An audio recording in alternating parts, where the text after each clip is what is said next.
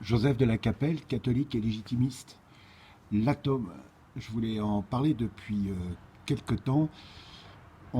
Les choses, on pense pas toujours aux choses, c'est-à-dire qu'on oublie les choses. Mais il y a une menace qui pèse sur l'humanité depuis l'après-guerre, depuis Hiroshima et Nagasaki, et c'est l'atome. C'est-à-dire qu'il y a l'atome civil, bon ça à la limite on peut en parler, etc. Mais il y a surtout l'atome militaire qui est un vrai danger. Et au niveau mondial, enfin au niveau international. Et ça va aller de pire en pire parce que, évidemment, beaucoup de pays, pour asseoir leur autorité, courent à l'armement atomique. Et alors il y a eu des mouvements, c'est-à-dire que dans les années 70-80, on a essayé de désarmer. Alors on y est arrivé en partie, mais ça restait quand même des stocks très importants, mais disons qu'on était sur la bonne voie.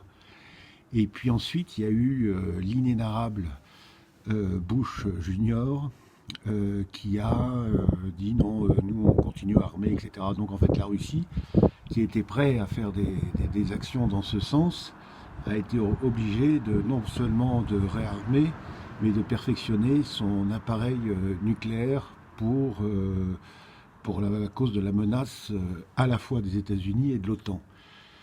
Donc ça, c'est aussi une perspective pour le Royaume de France d'aller dans le désarmement international. Donc pareil, le concert des nations, il faut s'entendre au niveau de la diplomatie. Et là, la France, enfin, si elle était forte et catholique, quoi, aurait vraiment son mot à dire. Et pour avancer dans ce sens-là, parce que il n'y a jamais eu dans l'histoire de l'humanité, d'ailleurs c'est déjà arrivé à Hiroshima et Nagasaki, mais qu'on n'utilise pas une arme. Et là, on a un arsenal qui est terrifiant, et chaque jour est un danger. Chaque jour est un danger. Chaque minute est un danger. Et on oublie, on vit avec, etc. Moi j'ai 50, je vais avoir 58 ans après-demain. Et j'ai toujours vécu avec cette sorte de peur profonde d'une guerre atomique qui évidemment est effroyable, quoi. Donc, alors l'atome au niveau civil évidemment conduit à l'atome militaire, mais est-ce qu'à l'atome civil on peut rester? Il y a des gens qui disent aussi que c'est pas forcément la source d'énergie la plus extraordinaire. Enfin, ça, je dirais que c'est un problème qui est quand même moins grave.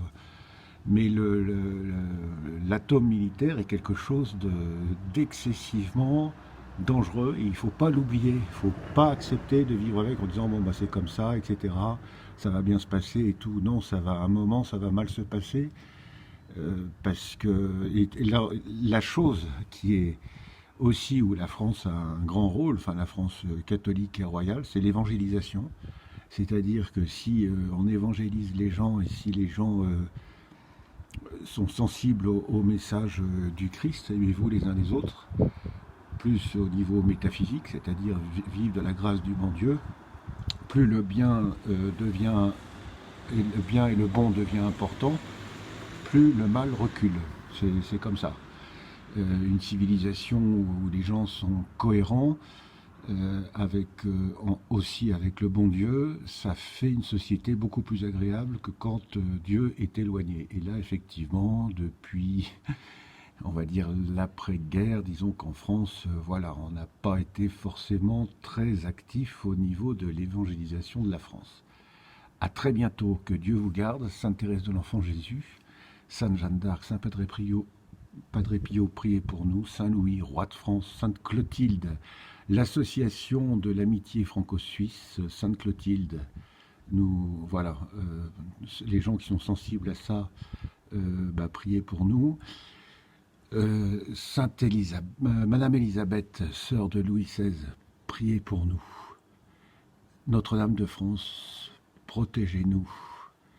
Saint Michel Archange, protégez la France et la famille royale. À très bientôt, Deus et Rex.